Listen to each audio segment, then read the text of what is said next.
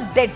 ఏ ఒక్కరూ ప్రాణాలతో మిగల్లేదు. విమానం ఎక్కిన వారంతా మృత్యువాత పడ్డారు అని అహ్మదాబాద్ సిపి చెప్పారు. ప్రయాణికులందరికీ సజీవ సమాధి కట్టినట్టే అనుకున్నారు, కానీ ఒకే ఒక్కడు మాత్రం బతికి బయటపడ్డారంటూ మరొక కబురొచ్చింది.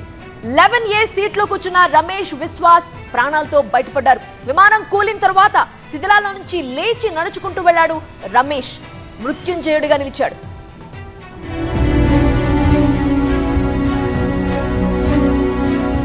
అహ్మదాబాద్ ఎయిర్పోర్ట్ నుంచి 242 మందితో లండన్లోని గాట్విక్ ఎయిర్పోర్ట్ కు బయలుదేరింది ఎయిర్ ఇండియా విమానం.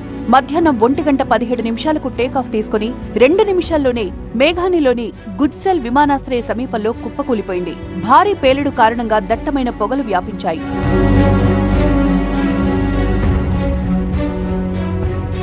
ఇద్దరు పైలట్లు, 10 మంది సిబ్బంది సహా మొత్తం 242 మంది విమానంలో ఉన్నట్లు అధికారులు వెల్లడించారు. ప్రమాద సమయంలో గుజరాత్ మాజీ సీఎం విజయ్ రూపానీ కూడా విమానంలో ఉన్నారు.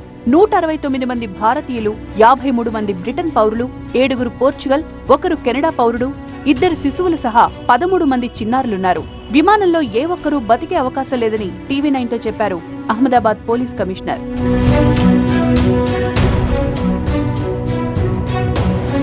కానీ ఒకే ఒక్కడు మాత్రం బతికి బయటపడ్డారంటూ సాయంత్రానికల్లా మరో కబురొచ్చింది. 11A సీట్లో కూర్చున్న రమేష్ విశ్వాస్ ప్రాణాలతో బయటపడ్డాడు. విమానం కూలిన తర్వాత శిథిలాల్లోంచి లేచి నడుచుకుంటూ వెళ్లాడు. స్వల్ప గాయాల పాలైన రమేష్ అనే ఈ మృత్యుంజయుడు ఆస్పత్రిలో చికిత్స తీసుకుంటున్నాడు.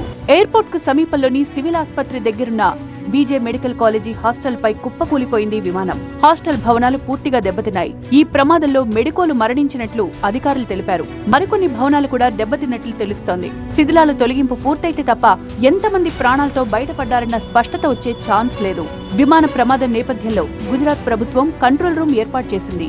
మృతుల వివరాల కోసం ఫోన్ నెంబర్ 07923251900, మొబైల్ నంబర్ 9978405304 ద్వారా సంప్రదించవచ్చని గుజరాత్ సీఎం కార్యాలయం తెలిపింది.